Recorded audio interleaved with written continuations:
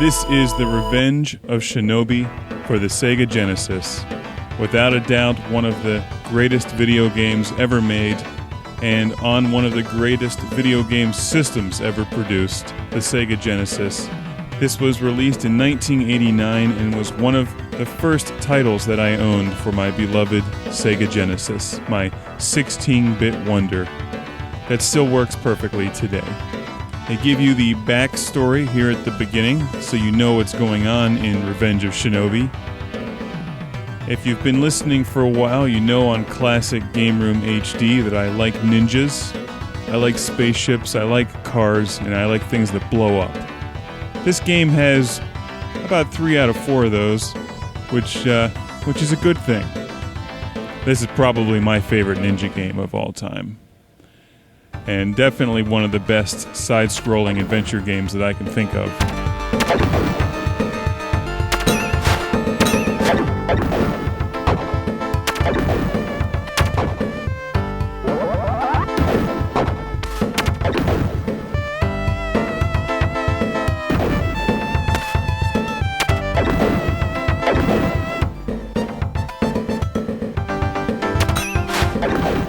This game has it all.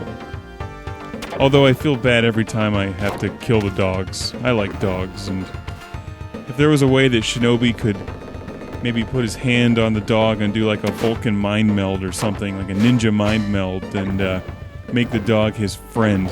Of course, in one of the Shinobi sequels, he does have a dog, so maybe he does do that. But this game just gets everything right. I like the size of the characters on the screen. I think that some side-scrolling games, the characters are too small, like Ninja Gaiden, for instance. I think in other games the characters are too big. I like the size of Shinobi. I think that he's a good size to play, but also to enjoy the backgrounds. This game has some memorable parallax scrolling. The end bosses fill up a huge chunk of the screen.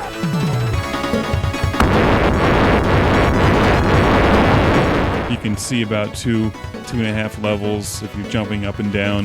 So it's just a good playable game. The controls are very nice, they're very responsive. I like that he can change direction in midair while spinning, another one of his secret ninja tactics, no doubt. The level design is simple, yet well done, and a lot of fun to play.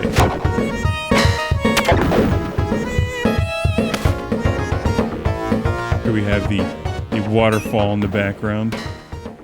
I've always enjoyed the parts where you have to jump on the logs and plan where to land. Revenge of Shinobi requires some memorization of the levels to get through. It's a very difficult game, but unlike some of the side-scrolling Nintendo games, it never gets terribly frustrating. In most cases, you don't have to memorize things right down to the pixel on where you need to land or exactly where you need to jump. There's a variety of different ways that you can get through the boards and defeat your enemies. This game also has wonderful music. And here we have Disco Shinobi.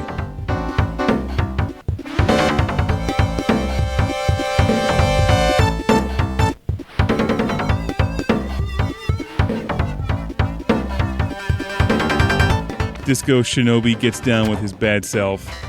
Revenge of Shinobi doesn't follow the traditional snow level, lava level, forest level, desert level, but it does have a nice variety of urban decay.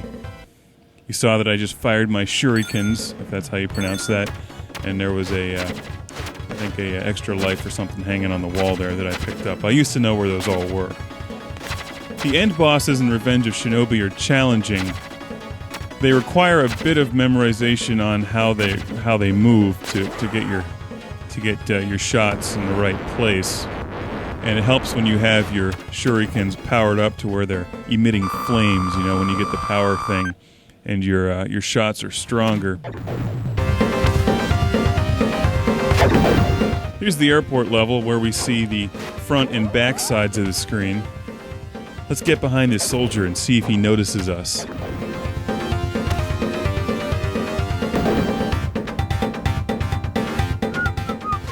Oh, there he goes. When Shinobi spins in midair, he can go behind the fence or come in front of the fence, so it gives you 2 whole levels of gameplay. And they use this technique a couple times in in this game.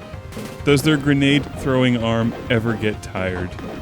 The enemies are dumb as dirt and predictable, but at least they don't reappear when you get off the screen. This level represents something that I love in these side-scrolling adventure games, the airplane level, where the doors are just randomly opening and closing, and he would fall out of one if he walks too close to it. They don't affect the pressure in the plane at all, they just open and close. And it's not windy in there either. I like the brain in a jar. Maybe that's the end brain from Contra, shrunk down and put into Revenge of Shinobi. It was a brain, not a heart. If you've never played this game before, you certainly should, because it really is one of the finest examples of a side-scrolling adventure game.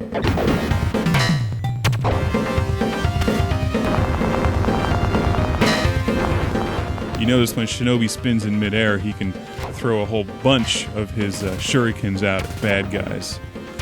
You start the game off with, I think it's normally 50. I was playing with a higher number. You can adjust the number to start with more shurikens. I was starting with 90. I'm a little rusty. I haven't played this game in a while, so I figured I could use a couple extra to get through the game review here. You have 3 continues. If you die at the end of a level at an end boss, for instance, it'll send you back to the first part of that level. There's like 3 sections to each level. This is the factory setting, one of my favorites, utilizing the black and yellow stripes to indicate a factory industrial environment.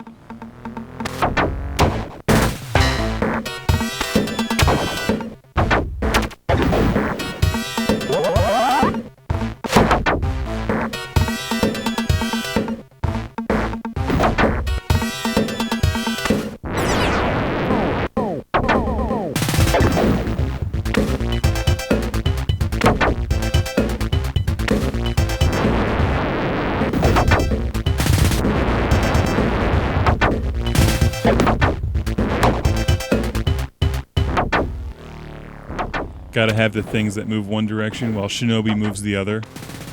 That's a necessity in any good two-dimensional fighting action game.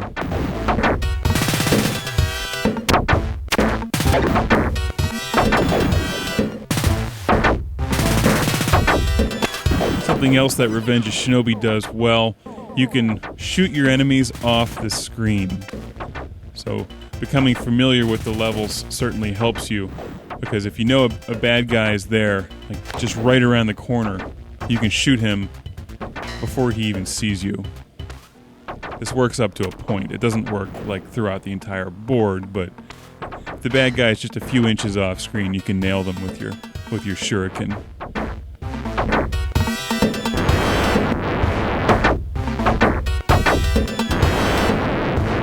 Shinobi jumps over the fire and makes it out of the level. Shinobi is famous for its end bosses, and in the second part of the review we'll get to see some pretty exciting things, but the first part here, I like this guy, the replica of the Terminator, complete with the sunglasses.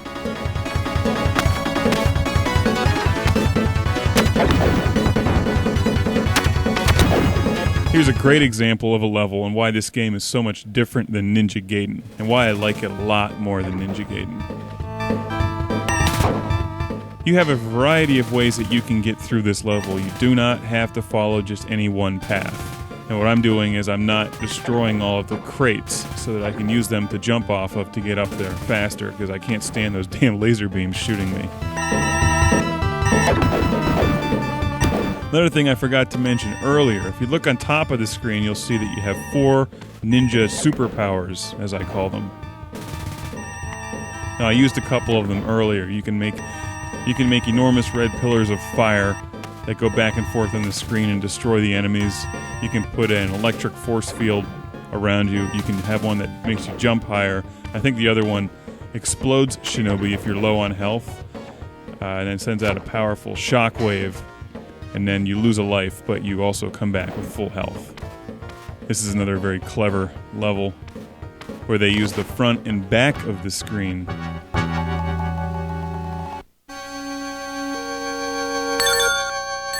This level's challenging too because the red car will hit you. Now you have to watch when you spin in midair to switch between the front and back because you don't want to land in the red car. You have the nun/ninjas jumping at you, and you can also accidentally spin right off of the front of the screen into a bottomless pit. It's a very tall expressway in Shinobi Land. It's like Cloud City. They build them really, really high. Part 2 will see some very exciting things that you may or may not know about in Revenge of Shinobi. I did this one in 2 parts for a couple reasons. 1, I could talk about Revenge of Shinobi all day. I love this game. And 2, I gotta practice a bit more so I can get through all the early levels without losing a life once. As I said, I'm a bit rusty, and this game gets very challenging. And if any game deserves a modern-day sequel on one of the new game systems, it's this one. They could call it the Avenging Disco Shinobi in honor of the Avenging Disco Godfather, which stars Rudy Ray Moore, who is, of course, Dolomite. It's a good movie. Check that one out.